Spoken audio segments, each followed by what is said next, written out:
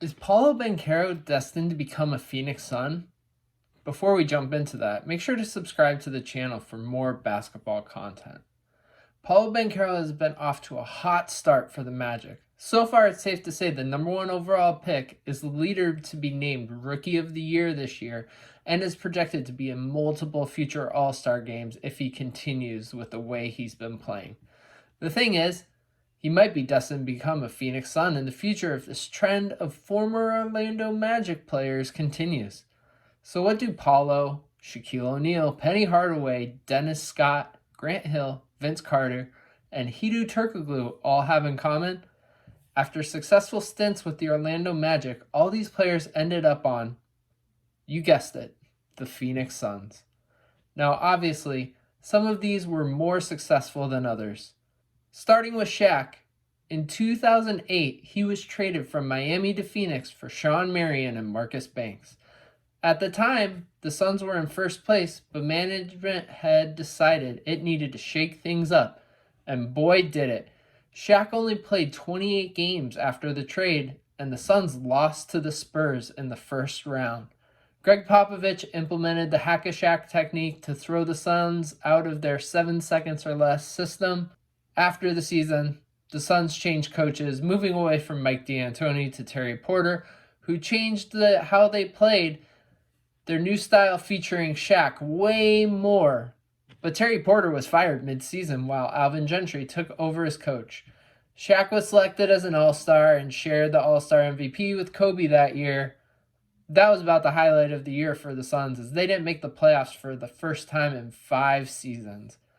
There was also rumored strife in the locker room, and he was traded away to Cleveland to play with LeBron following that season. Penny Hardaway was a free agent and decided to join the Suns in 1999 after 6 seasons with the Magic.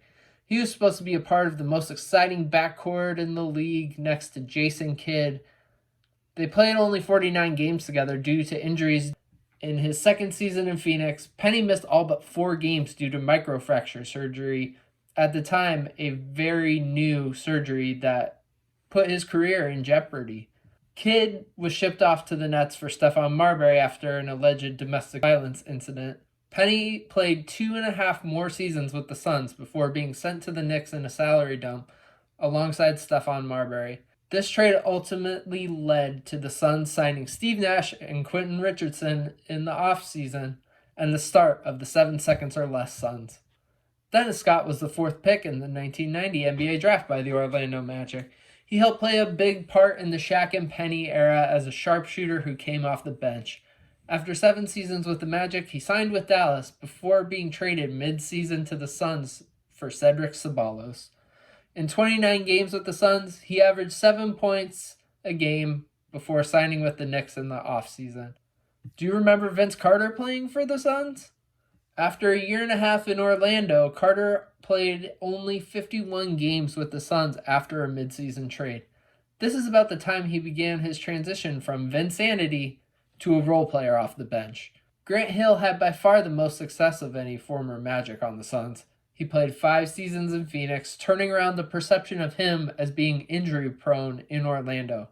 In only 1 season did he not play in at least 70 games and played in over 80 in 3 of them. While he didn't flash the same athletic ability he had in his younger days, Hill was a solid starter who averaged 12 points and 5 rebounds a game and shot 49% from the field. Hill helped the Suns reach the Western Conference Finals in 2010 and was widely considered the end of the 7 seconds or less Suns era. Hedo Turkoglu had an even shorter stint than Dennis Scott with the Suns. He was brought in to replace Amari Stoudemire by committee alongside Josh Childress and Hakeem Warwick. Turkoglu only played 25 games before being traded for his second stint in Orlando, ironically being traded for Vince Carter. This all brings us back to Paolo Banchero.